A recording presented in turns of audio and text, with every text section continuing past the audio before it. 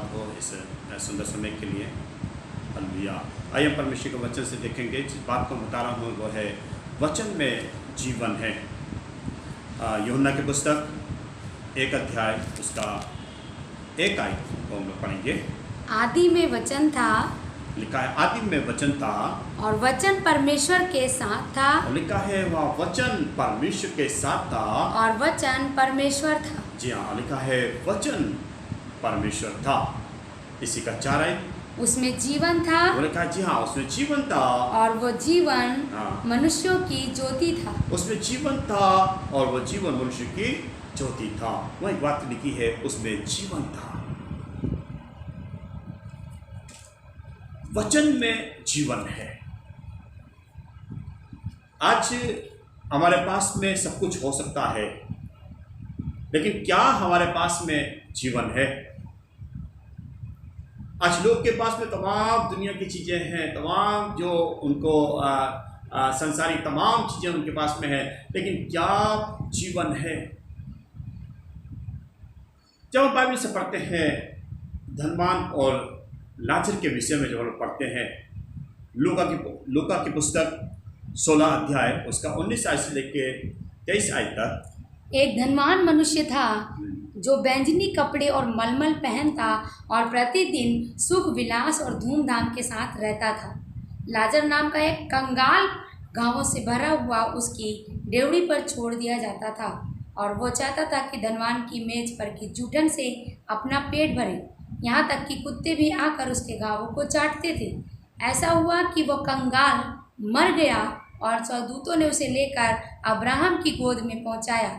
वह धनवान भी मरा और गाड़ा गया, और अधोलोक में उसने पीड़ा में पड़े हुए अपनी आंखें उठाई और दूर से अब्राहम की गोद में लाजर को देखा।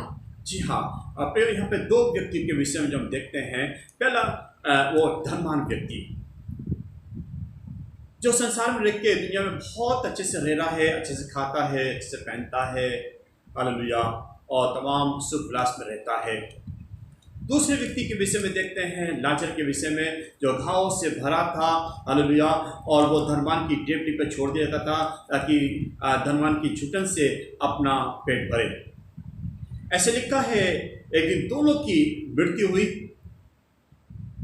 और धनवान व्यक्ति मरा और वो उस नरक की आग में गया। ऐसे लिखा है वो ज्वाला में तड़प रहा था। उसके पास में जरूर संसार में रह के बहुत सा सुख विलास उसमें वो रहा, लेकिन उसके पास में जीवन नहीं था, इसलिए उस नरक की आग में तड़प रहा था। दूसरे व्यक्ति के पास में देखते हैं लाजर के विषय में, वो संसार में रह के बहुत से संकट में, बहुत से दुख में रहा है, कोड़ों से भरा था, लेकिन ऐसे लिखा है जब उसकी मृत्यु हुई वो अब्राहम की गोद में था, क्योंकि उसके पास में जीवन था। हालेलुया। आज हमें चाहिए हम जीवन को अपनाएं जो परमेश्वर का वचन है। यदि हम उस जीवन के पीछे जाते हैं, उस परमेश्वर के वचन की खोज करते हैं, हम उसमें बढ़ते हैं, क्योंकि वो जीवन है और वो परमेश्वर का वचन ही जीवन है। इसलिए चाहिए हम उस वचन को अपना लें और उसके पीछे चलें। हालेलुया। आज हम में शराब में कितने लोग हैं जो सिर्फ चीजों के आशीष के पीछे भागते हैं।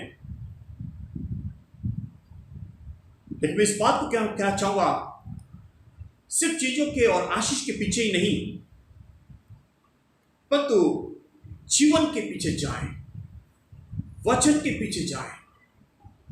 हालेलुया। और यही है जो मुझे और आपको बचाता है, यही है जो मुझे और आपको उस उद्धार के मार्ग में लेके जाता है। हालेलुया। आज जब लोग को देखते हैं, संसार में लोग को देखते हैं, लोग के पास में तमाम प्रकार की अभिलाषाएं, क्रोध, जलन, व्यभिचार, अशुद्ध बातें, ये सब मन में भरी हैं। यदि एक व्यक्ति के जीवन में ये सब बातें हैं तो कहां है जीवन? जो हमारे मन में, हमारे विचार में आता है, वे पूरी तौर से हमारे शरीर को कब्जा करता है। तो कहां रहा जीवन? लेकिन मैं इस बात को उत्साहित करना चाहूंगा, वचन में जीवन है, हम उसको अपनाएं। लेकिन आज संसार में हम देखते हैं लोग के अंदर तमाम प्रकार के विचार, बुरी विचार, तमाम प्रकार की बातें आती हैं। जब पढ़ते हैं नीति वचन की पुस्तक 4 अध्याय उसका 23 आयत, सबसे अधिक अपने मन की रक्षा कर, वो लिखा है सबसे अधिक अपने मन की रक्षा कर, क्योंकि जीवन का मूल स्रोत वही है। हाँ लिखा है क्योंकि जीवन का मूल स्रोत वही है। सबसे अधिक अपने मन की रक्षा कर। आज हमें यही चाहिए, हम अपने मन की रक्षा करें क्योंकि जीवन का मूल स्रोत वही है। हालेलुया।